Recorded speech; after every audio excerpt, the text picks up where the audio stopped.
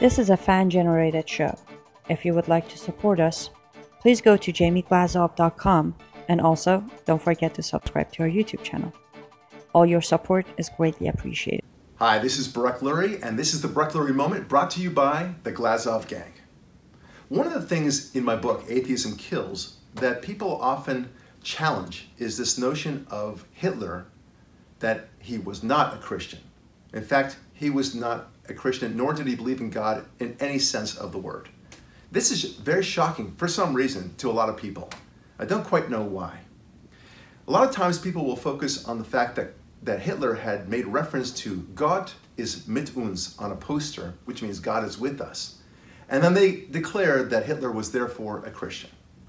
Okay, that's such an absurd thing. First of all, he didn't write that poster. Secondly, the fact that may have existed it would be exactly the same thing that a con man would do, right? So let me get this straight. Hitler lied in every respect possible, right? He lied to the Russians that he would not attack them. He attacked them. He lied to Neville Chamberlain and the rest of the European powers by saying that he will not go beyond Czechoslovakia. He went beyond Czechoslovakia. He lied about France, that he wouldn't attack France. He attacked France.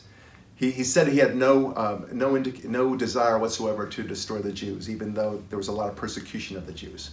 Well, we know that was a lie too.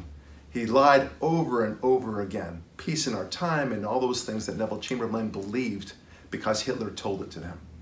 But somehow, when Hitler says that and evokes Christianity, you could take that to the bank, right? A very odd thing.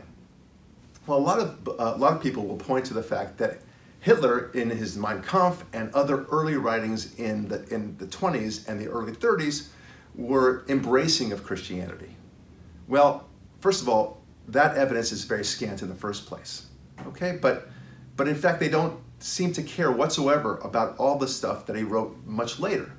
He referred to Christianity as a feeble, even a flabby religion, that he thought it was doomed for failure, that it was a weak religion. And he bemoaned the fact that Germany was saddled with this weak religion called Christianity. In fact, he preferred Islam. He thought Islam was a strong religion. He preferred also the fascistic tendencies of Imperial Japan. He preferred that. Well, is that surprising? Of course it's not.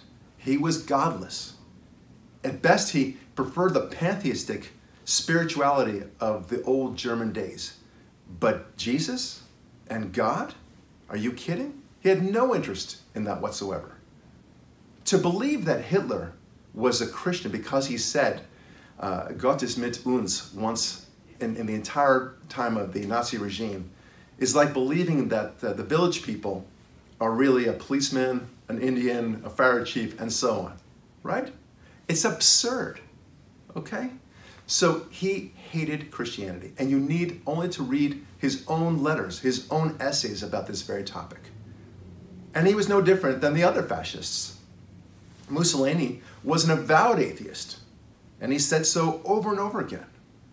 He and Hitler were two peas in a pod. They enjoyed each other's company, and they talked the same way about God, that there was no God, and they also preferred the Übermensch mentality and philosophy of Friedrich Nietzsche.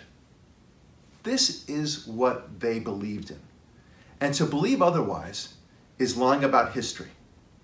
Now, you have to wonder about why people are so interested in making sure that people view Hitler as a Christian. I think it's twofold. One, it disrupts the narrative that Christianity was somehow an evil institution itself. They want to believe that very fiercely because they hate Christianity for whatever reason. It makes them feel better. The atheist and some other victims may believe that they were somehow victimized by Christianity. They want to believe that. It's just false, however. Here's another libel, that somehow Hitler decided to kill all the atheists. There's scant evidence of that whatsoever. There may have been an atheist or two who were killed in the concentration camps. That may be true, but it's not because they were atheists. Jews died in the concentration camps because they were Jews. And many other people died because they ran counter to what Hitler was proposing. This is the legacy of Hitler. Remember, he was no Christian whatsoever. You have to remember that the third commandment says, you shall not take or carry God's name in vain. That is the ultimate violation. Why? Because you're giving God a bad name when you claim you're doing something on behalf of God, and then you do evil. But this is what all con men do. All dictators lie.